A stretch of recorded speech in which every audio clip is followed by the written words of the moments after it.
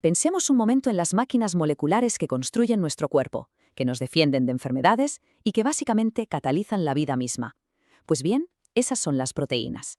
En los próximos minutos vamos a sumergirnos de lleno en su mundo para descubrir cómo se construyen estas auténticas maravillas de la biología, empezando por su ladrillo más simple hasta llegar a su increíblemente compleja arquitectura funcional.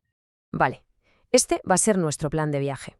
Empezaremos con lo más básico, los aminoácidos, que son como las piezas del Lego. Después veremos cómo se unen y cómo se pliegan para formar esas estructuras tridimensionales tan complejas. Y para terminar, vamos a alucinar con la cantidad de tareas vitales que son capaces de hacer en nuestro organismo. Muy bien, pues empecemos por el principio de todo. La gran pregunta, ¿qué son exactamente las proteínas? Podríamos decir que son como las obreras incansables de nuestras células, y el origen de todo, de toda su estructura, está en sus unidades más fundamentales, los aminoácidos. A ver, si quisiéramos visualizarlas, podríamos pensar en ellas como si fueran gigantescos edificios moleculares. Fijaos, suponen hasta el 50% del peso seco de la materia viva. Es una barbaridad. De hecho, su nombre viene del griego proteios, que significa lo primero o primordial. Esto ya nos da una pista de lo increíblemente importantes que son. Y claro, como cualquier edificio, necesitan sus propios ladrillos para poder construirse. Y esos ladrillos de los que hablamos son precisamente los aminoácidos. Son las piezas fundamentales que se van uniendo una a una para dar lugar a esas estructuras proteicas tan impresionantes que vemos, cada una diseñada a la perfección para cumplir una tarea súper específica y, por supuesto, esencial para la vida. Vale, ¿y cómo es un aminoácido? Pues químicamente todos tienen una estructura en común, una especie de esqueleto. Cuentan con un carbono central al que se le une un grupo amino, un grupo carboxilo y un átomo de hidrógeno.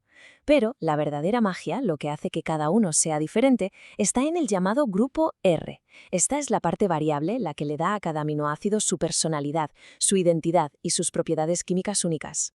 Entonces, gracias a las diferencias en ese grupo R, los 20 aminoácidos que forman las proteínas se pueden clasificar en 4 grandes familias. Tenemos los que no se llevan bien con el agua, los hidrófobos, los que sí la atraen, los hidrófilos, y luego los que tienen carga eléctrica, ya sea positiva o negativa. Y ojo que estas diferencias no son un detalle menor, son absolutamente cruciales. ¿Por qué? Porque van a determinar exactamente cómo se va a plegar la proteína y, en consecuencia, cuál va a ser su función final. Y aquí surge una pregunta clave. ¿El cuerpo humano puede fabricar todos los aminoácidos que necesita? Pues la respuesta es un rotundo no.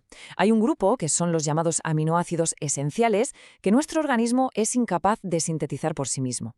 ¿Qué significa esto? Pues que es absolutamente vital que los consigamos a través de la alimentación, de una dieta equilibrada. Pero la cosa no acaba aquí. Los aminoácidos tienen unas propiedades químicas súper interesantes. Por ejemplo, la estereoisomería. Esto significa que pueden existir en dos formas que son literalmente como la imagen de una mano en un espejo. Parecen iguales, pero no se pueden superponer. Y además, tienen algo llamado comportamiento anfótero. Es un nombre un poco raro, pero básicamente significa que pueden actuar como un ácido o como una base. Una dualidad que, como vamos a ver ahora mismo, es clave. Vamos a profundizar en esto del comportamiento anfótero. Se trata de la capacidad que tienen de aceptar o de donar protones dependiendo del pH del medio en el que se encuentren. Y esto es vital, ¿eh? ¿Por qué? Porque les permite actuar como amortiguadores de pH. Gracias a esta propiedad, las proteínas ayudan a mantener el pH de nuestros fluidos, por ejemplo la sangre, en un rango súper estable y muy estrecho. Funcionan como un sistema tampón, evitando cambios bruscos. Vale, ya tenemos las piezas, nuestros ladrillos. Ahora toca ver cómo se ensamblan, cómo se unen estos aminoácidos para empezar a formar la cadena que será el esqueleto de la proteína. Entonces, ¿cómo se produce esta unión? Pues a través de un tipo de enlace muy especial, el enlace peptídico. Es un enlace covalente, lo que significa que es muy fuerte.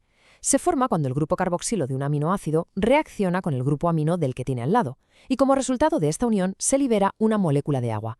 Así, uno a uno, se van encadenando. Este enlace peptídico tiene unas características muy particulares, y son las que definen toda la arquitectura de la proteína. Fijaos, es un enlace plano y rígido. Esto se debe a que tiene un carácter parcial de doble enlace, lo que impide que gire sobre sí mismo. Y esta rigidez es, de verdad, la clave de todo, porque limita muchísimo las formas que puede adoptar la cadena. Es como el primer gran condicionante que va a determinar cómo se plegará la proteína en el espacio.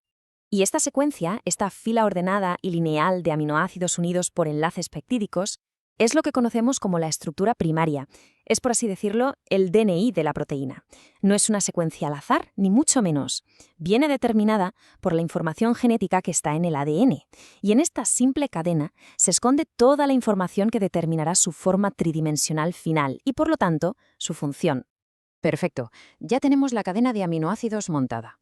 Pero una cadena estirada no sirve de mucho. Ahora viene lo verdaderamente fascinante, ver cómo se pliega sobre sí misma para adoptar una forma tridimensional funcional. En cuanto la cadena se forma, empieza el proceso de plegamiento. El primer nivel de organización espacial es lo que llamamos estructura secundaria. Aquí, la cadena no está dispuesta de cualquier manera, sino que adopta unos patrones muy regulares y repetitivos. Los dos más famosos son la alfa-hélice, que es como un tirabuzón, y la lámina beta, que parece una hoja de papel plegada en acordeón. Y lo que mantiene estas formas son los puentes de hidrógeno.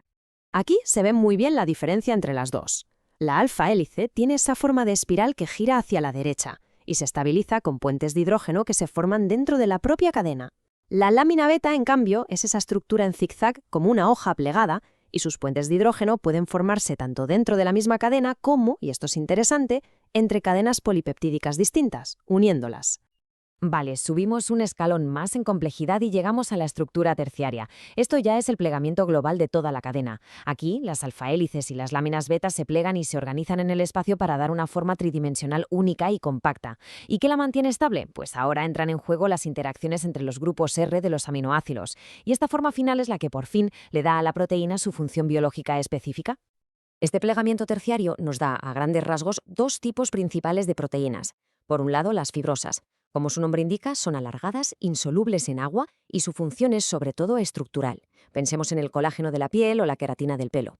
Por otro lado, tenemos las globulares. Estas son compactas, casi esféricas y solubles. Su función es mucho más dinámica. Son las enzimas, las hormonas, los transportadores, como la mioglobina. Y llegamos al nivel máximo de organización, la estructura cuaternaria. Ojo, que no todas las proteínas llegan hasta aquí. Esta estructura solo aparece cuando una proteína funcional está formada por la unión de varias cadenas polipeptídicas, que llamamos protómeros. El ejemplo del libro es la hemoglobina, la que transporta el oxígeno en la sangre. Necesita la unión perfecta de sus 4 cadenas para funcionar correctamente.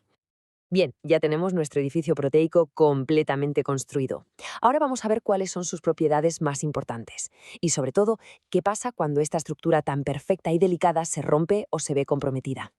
Pues mirad, la forma tridimensional de una proteína es la que determina directamente sus propiedades. Por ejemplo, su solubilidad en agua o su capacidad para actuar como amortiguador del pH, que ya hemos visto. Y algo muy importante, su especificidad. Cada proteína es única para una función y las proteínas de cada especie e individuo son también únicas. Pero como decíamos, esta estructura es muy delicada. Su pérdida, un proceso que llamamos desnaturalización, tiene consecuencias fatales para su función.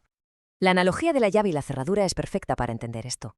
La función de una proteína depende de su forma tridimensional, igual que una llave solo abre una cerradura si tiene la forma correcta. La desnaturalización es el proceso por el cual la proteína pierde esa forma. Se pierde la estructura cuaternaria, la terciaria y la secundaria. ¿Qué nos queda? Solo la cadena de aminoácidos, la estructura primaria. Es como si la llave se doblara o se derritiera. Y claro, una llave deformada ya no sirve para nada. La proteína pierde su actividad biológica. Y ahora, en la recta final, vamos a explorar el increíble abanico de funciones que tienen estas máquinas moleculares. Veremos los distintos roles que desempeñan en el organismo y cómo las clasificamos para poder estudiarlas mejor. La lista de funciones es sencillamente alucinante. Las proteínas lo hacen prácticamente todo. Son el andamio de nuestros tejidos, como el colágeno y la queratina. Son las enzimas que aceleran todas las reacciones químicas del metabolismo. Actúan como hormonas, como la insulina. Nos defienden, son los anticuerpos, transportan sustancias como la hemoglobina, permiten el movimiento, como la actina y la miosina en los músculos. Incluso sirven de reserva de nutrientes. Como se ve en la tabla, están literalmente en todas partes haciendo de todo. Si miramos su composición química, podemos dividir a todas las proteínas en dos grandes grupos. Por un lado, las holoproteínas. Estas son las puras, por así decirlo. Están hechas única y exclusivamente de aminoácidos. Pero luego están las heteroproteínas, que son proteínas conjugadas. Necesitan un compañero de baile no proteico, una parte que llamamos grupo prostético. Y muchas veces este compañero es la pieza clave para que puedan hacer su trabajo. Y como vemos en esta tabla, el tipo de grupo prostético es lo que define a qué familia pertenece la heteroproteína. Por ejemplo, en las cromoproteínas como la hemoglobina, el grupo prostético es lo que le da color y, lo más importante, es el que contiene el hierro para unirse al oxígeno. En las lipoproteínas, el lípido es lo que les permite transportar colesterol por la sangre, así que como veis, este grupo no es un simple adorno, es una pieza absolutamente fundamental para que la proteína pueda funcionar. Hemos recorrido todo el camino, desde el ladrillo hasta el edificio completo. Y hemos visto que todo, absolutamente todo, depende de la estructura primaria, de esa secuencia de aminoácidos. Pero claro, esto nos deja con una última pregunta en el aire, una pregunta fundamental. Si esa secuencia inicial contiene toda la información, si es el guión que lo define todo, ¿qué o quién escribe ese guión? ¿De dónde sale, en primer lugar, esa secuencia?